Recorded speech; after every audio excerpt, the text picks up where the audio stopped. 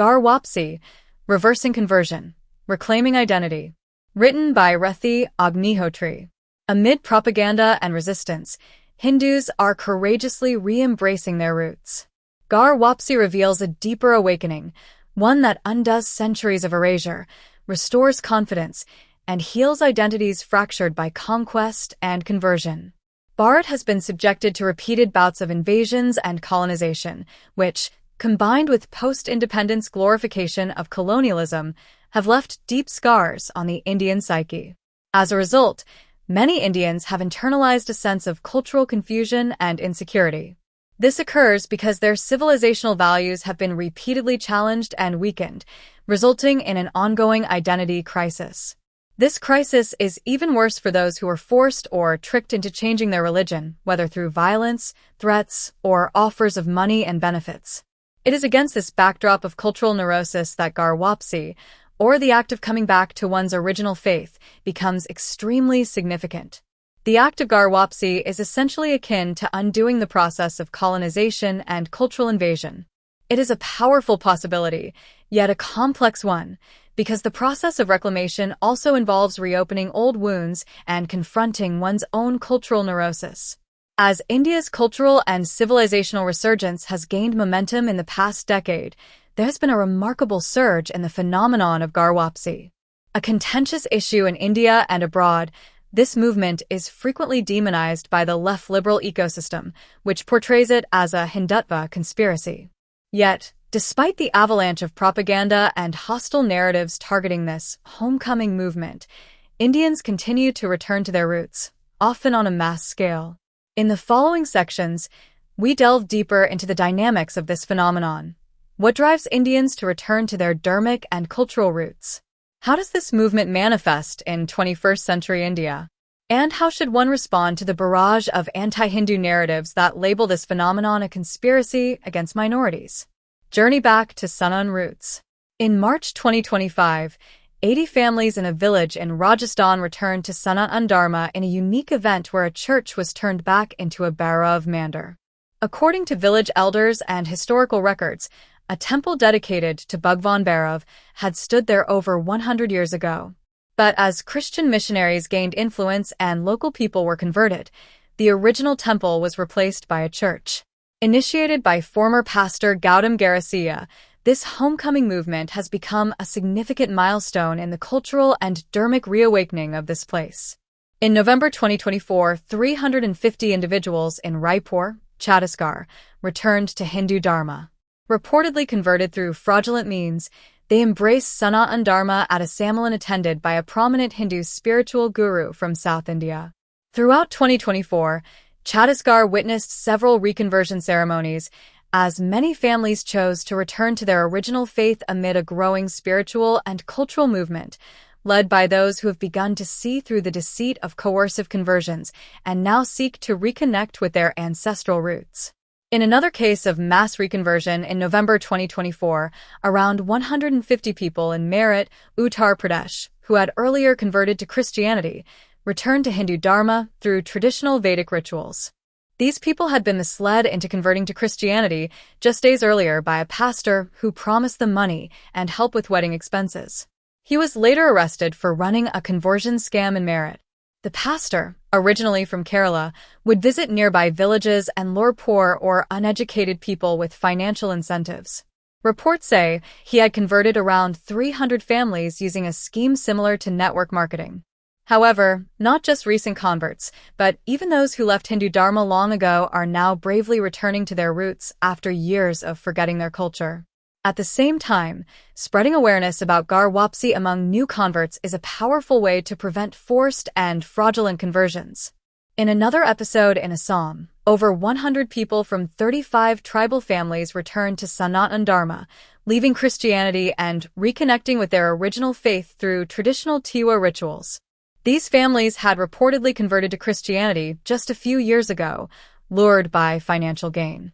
The community's decision to return to their roots reflects a growing trend among tribal groups in India to reconnect with their indigenous heritage.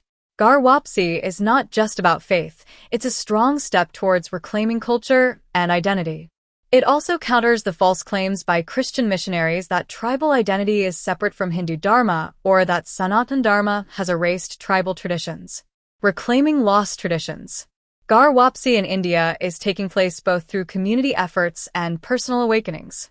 Often, one individual takes the first step, inspiring others to follow. When a whole community returns to Sanatan Dharma together, it creates a chain reaction, giving strength and hope to others in similar situations to follow suit. What's common in all these examples is a deep desire to reconnect with one's roots.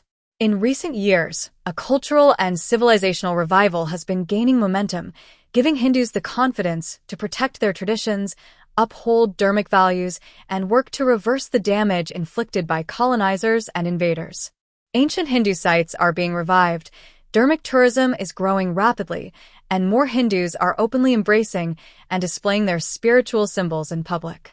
School curricula are being decolonized and freed from decades of left-liberal influence. This transformation is sparking profound emotional and psychological reflection among people whose ancestors had abandoned Hindu Dharma due to fear or other pressures. Ghar Wapsi is driven by a mix of factors. Local Hindu groups and advocacy organizations may help initiate the process, but the core motivation often comes from personal reflection and self-realization, especially in today's climate, where Hindu culture and civilization are no longer the object of derision. The openness of Hindu Dharma, especially when compared to the rigid structure of Abrahamic faiths, is another major reason behind the Ghar Wapsi phenomenon. What is Hinduism? David Frawley describes Abrahamic faiths as closed belief systems, while calling Hindu Dharma a system of inquiry.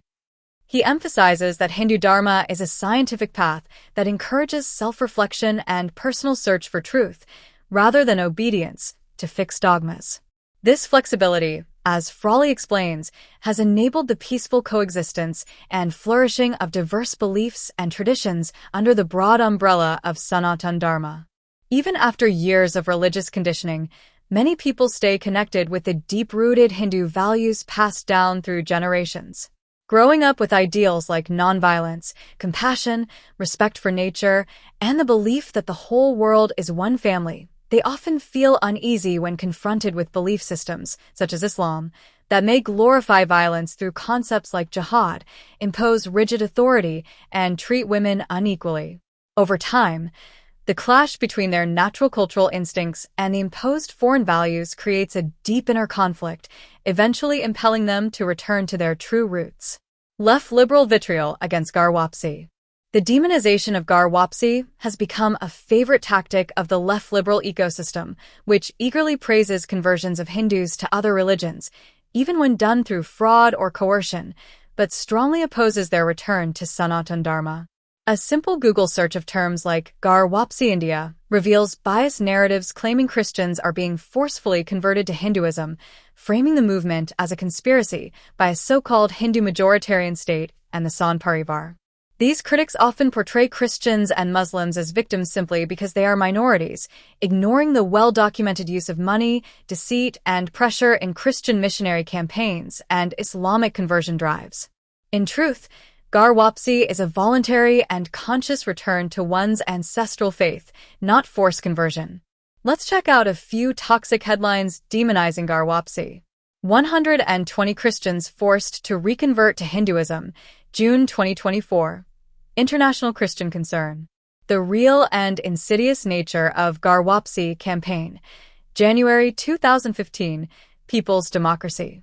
How the RSS Ghar Wapsi program actually hurts Hindus, March 2015 Scroll. India accelerates forced conversions, February 2024, FSSBX News. Hindu nationalists make gains among India's tribes and spur backlash, February 2025, The Washington Post. India, the politics of Ghar Wapsi about Hindutva drive to reconvert Muslims and Christians to Hinduism, January 2015, Economic and Political Weekly.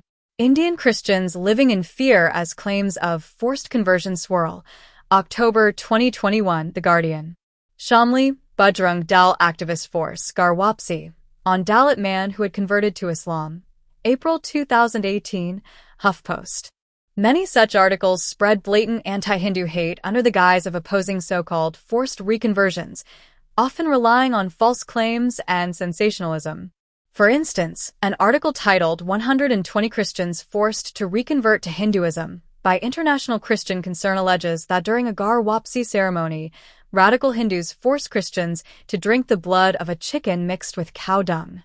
Such articles often justify, directly or indirectly, the conversion of Hindus to Christianity and Islam by claiming these are voluntary escapes from the so-called injustices of Hindu Dharma.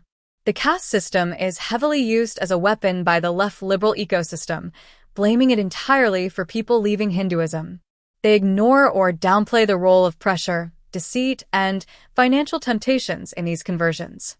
As a result, the forced or fraudulent conversion of Hindus is not only defended, but sometimes even praised, while Ghar Wapsi, a voluntary return to one's original faith, is unfairly portrayed as something oppressive or backward. A common claim is that Christians and Muslims are being forcibly converted to Hinduism by groups like the RSS. However, such accusations rarely come with solid proof.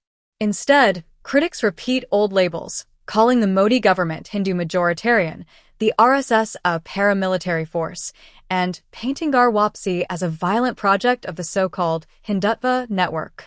Some articles refer to isolated, unverified incidents involving Hindu groups to support the forced conversion claim. Yet these reports often lack context and completely ignore the questionable methods used by Christian missionaries across India. The hypocrisy of the left liberal cabal is stark. They go out of their way to justify the forced, deceitful, and sometimes even violent conversion of Hindus to Christianity or Islam, yet completely reject the idea that Ghar Wapsi could stem from personal conviction or inner transformation. In their worldview, freedom of religion is a one-way street available only to missionaries and madrasas, but not to Hindus. An example of this bias is the Washington Post article titled "Hindu Nationalists Make Gains Among India's Tribes and Spur Backlash." It paints Hindu advocacy groups as aggressive missionaries trying to forcibly convert tribal Christians and impose a monolithic Hindu identity on tribal people. The article leans on familiar left-liberal tropes that discredit Hindu Dharma while subtly endorsing Christian evangelical activities in tribal regions. Crucially, it ignores the larger context behind Ghar Wapsi in tribal areas, such as the rapid demographic changes brought about by missionary-led mass conversions and the deep penetration of the church into tribal communities. It also turns a blind eye to the anti-Hindu propaganda spread by missionaries and instead repeats old, breaking India, narratives that accuse Hindu Dharma of appropriating tribal culture, while erasing the civilizational efforts to preserve and protect India's indigenous spiritual heritage. Ghar Wapsi, the road ahead.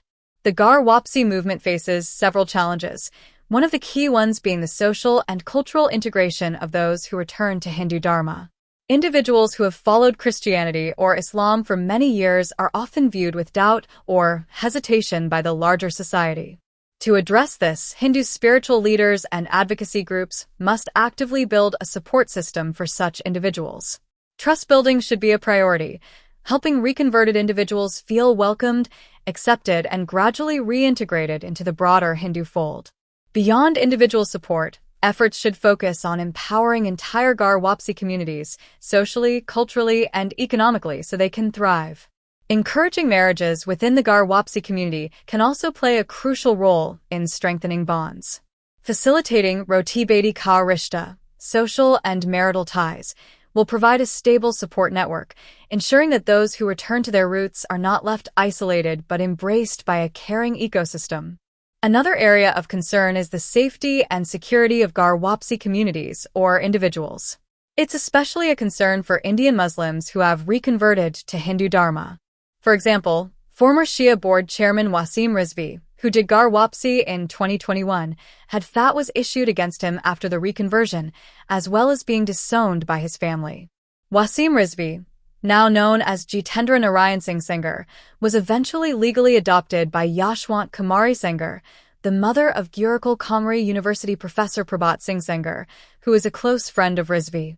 Those who return to Sanatan Dharma often face rejection from their former communities and even their own families, resulting in profound emotional distress. When mainstream Hindu society remains indifferent, their struggle becomes even harder. It is vital for Hindu society to acknowledge these challenges. Hindu advocacy groups must actively support Ghar Wapsi communities by creating compassionate systems for their reintegration. Ensuring their safety, dignity, and long-term well-being is key to making their return not just symbolic, but meaningful and lasting. Wrapping up, Ghar Wapsi is, at its core, a rejection of the foreign identities imposed through invasions and colonization.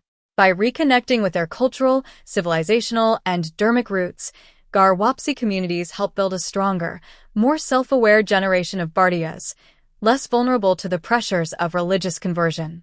Ghar Wapsi can be both literal and symbolic. Some formally return to Hindu Dharma through ritual initiation, while others begin to embrace Hindu symbols, traditions, and practices in daily life without an official conversion. For Indian Christians and Muslims, even this symbolic return can be difficult due to the constant demonization of Hindu Dharma by missionary networks and madrasa systems, along with the social control these communities often face. Ultimately, Ghar Wapsi is not just about individual return.